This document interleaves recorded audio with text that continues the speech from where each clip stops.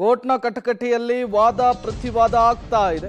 ಇನ್ನೇನು ಕೆಲವೇ ಕ್ಷಣಗಳಲ್ಲಿ ರೇವಣ್ಣನವರ ಜಾಮೀನು ಭವಿಷ್ಯ ನಿರ್ಧಾರವಾಗುತ್ತೆ. ಕೋರ್ಟ್ನ ಕಟಕಟೆಯಲ್ಲಿ ಮಾಜಿ ಸಚಿವ ಎಚ್.ಡಿ. ರೇವಣ್ಣ ಇದ್ದಾರೆ. ನ್ಯಾಯಾಧೀಶರ ಮುಂದೆ ಕೈಕಟ್ಟಿ ನಿಂತಿದ್ದಾರೆ ರೇವಣ್ಣ ಅವರು. ಬರಿಗಾಲಿನಲ್ಲಿಯೇ ವಿಚಾರಣೆಗೆ ಹಾಜರಾಗಿದ್ದಾರೆ ಮಾಜಿ ಮಂತ್ರಿ ರೇವಣ್ಣ. ಕೋರ್ಟ್ನ ಕಟಕಟೆಯಲ್ಲಿ ಈಗ ಎಚ್.ಡಿ. ರೇವಣ್ಣ ಅವರಿರುವಂತಹದ್ದು. ಅವರ ಸಮ್ಮುಖದಲ್ಲಿಯೇ ವಾದ ಪ್ರತಿವಾದ ಆಗ್ತಾ ಇದೆ.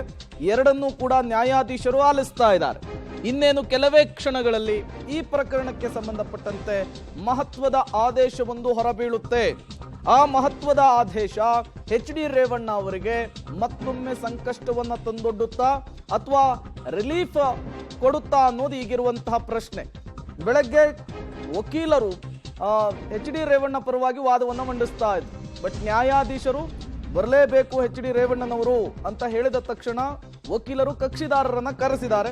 ಈಗ ವಾದ ಪ್ರತಿವಾದ ಆಗ್ತಾ ಇದೆ. ಮತ್ತಷ್ಟು ಡೀಟೇಲ್ಸ್ ಅನ್ನು ಕೊಡ್ತಾರೆ ನಮ್ಮ ಕ್ರೈಮ್ ಬ್ಯೂರೋ ಹೆಡ್ ಮುರಳಿ ದೂರವಾಣಿ ಸಂಪರ್ಕದಲ್ಲಿ ಜಾಯಿನ್ ಆಗಿದ್ದಾರೆ.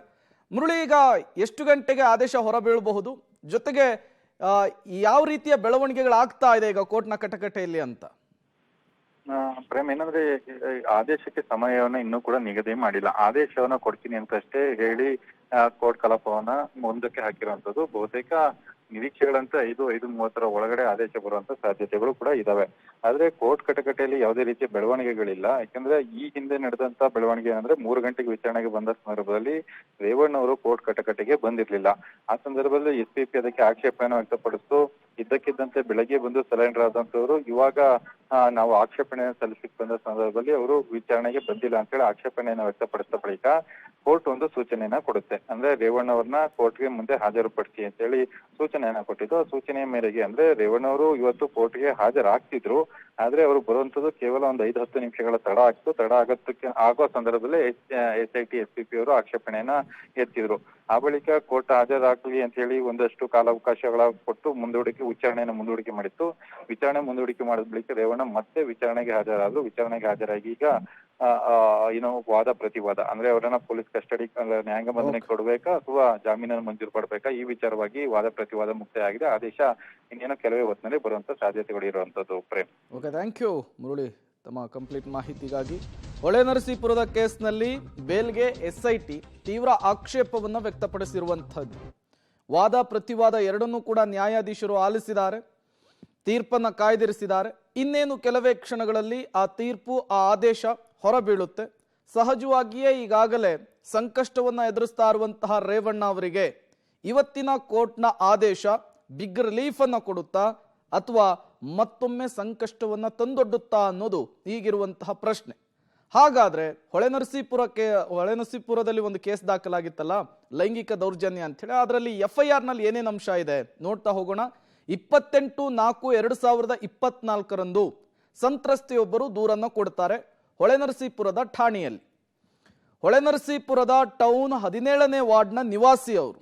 ಅವರ ದೂರಿನ ಅನ್ವಯವೇ ಈ FIR ಅನ್ನ ದಾಖಲಿಸಿಕೊಳ್ಳಲಾಗಿದೆ. 2015ರಲ್ಲಿ ರೇವಣ್ಣ ಸಲಹೆಯಂತೆ ನಾನು BCM ಹಾಸ್ಟೆಲ್ನಲ್ಲಿ ಕೆಲಸಕ್ಕೆ ಸೇರಿಕೊಂಡಿರ್ತೇನೆ ಅಂಥೇಳಿ ಮಹಿಳೆ ಹೇಳಿಕೆಯನ್ನು ಕೊಟ್ಟಿದ್ದಾರೆ. 4 ವರ್ಷಗಳ ಬಳಿಕ ಸೂರಜ್ ರೇವಣ್ಣ ಮದುವೆಯ ವೇಳೆ ಮನೆ ಕೆಲಸಕ್ಕೆ ಮಾಜಿ ಮಂತ್ರಿ ಎಚ್.ಡಿ. ರೇವಣ್ಣ ಅವರು ನನ್ನನ್ನ ಕರೆಸಿಕೊಂಡಿದ್ರು. FIR ನಲ್ಲಿರುವಂತಹ ಅಂಶಗಳಿದು. ಮನೆ ಕೆಲಸಕ್ಕೆ ಸೇರಿಸಿಕೊಂಡ 4 ತಿಂಗಳ ನಂತರ ತಮ್ಮ ಕೊಠಡಿಗೆ ಬರುವಂತೆ ಮಾಜಿ ಮಂತ್ರಿ ರೇವಣ್ಣ ನನ್ನನ್ನ ಆಹ್ವಾನಿಸಿದ್ರು ಅಂತ ಕೂಡ ಮಹಿಳೆ ಹೇಳಿಕೊಂಡಿದ್ದಾರೆ. ಮನೆಯಲ್ಲಿ 6 ಜನ ಹೆಣ್ಣು ಮಕ್ಕಳು ಕೆಲಸ ಮಾಡ್ತಾ ಇದ್ದು, ಸಂಸದ ಪ್ರಜ್ವಲ್ ಬಂದಾಗ ಭಯ ಪಡ್ತಾ ಇದ್ರು, ವಿಚಲಿತರಾಗ್ತಾ ಇದ್ರು ಅನ್ನೋದನ್ನು ಕೂಡ ಅವರು ತಿಳಿಸಿರುವಂತಹದ್ದು. ಮನೆ ಕೆಲಸದ ಹುಡುಗರು ಕೂಡ ಮಹಿಳಾ ಕೆಲಸಗಾರರಿಗೆ ಎಚ್ಚರಿಕೆಯಿಂದಿರುವಂತೆ, ಜಾಗರೂಕರಾಗಿರುವಂತೆ ಹೇಳ್ತಾ ಇದ್ರು.